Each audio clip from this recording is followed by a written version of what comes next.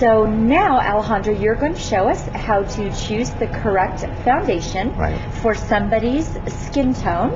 And as we know, skin tone is someone's own natural color. And we suggest that when you're color matching, you do that along the jawline. Right. So tell us now what you've done on Lauren and how we can find out what is the best undertone for both Lauren and how people can figure that out at home. Right. Well, what I did is I actually striped the number one intensity of each color undertone onto her skin to see which one actually is going to fit better for her. And each one has a different undertone, even though they all start out with a yellow base.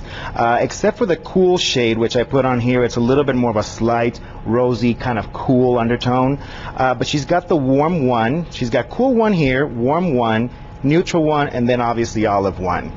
And even though each one has a yellow undertone, they're very different in their essential pigmentation.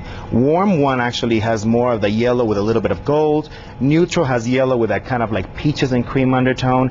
And obviously olive is going to be yellow with a little bit of that green undertone for those kind of like olive tone skins, especially like Hispanic tone skins. And she's got a very neutral shade, even though she has a little bit of redness in her skin and maybe a slight case of rosacea.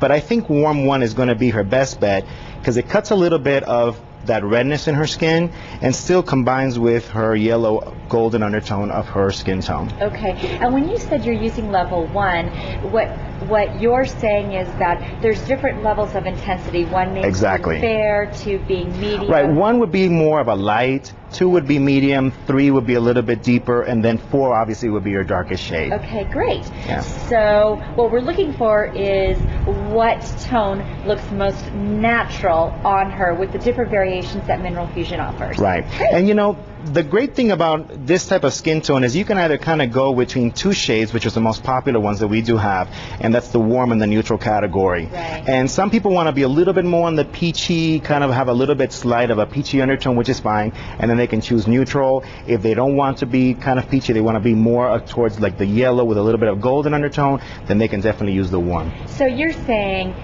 Lauren has a couple choices here, depending on how she likes to look, whether she likes to have more of a golden warm look or a little peachy. Exactly. Okay, great.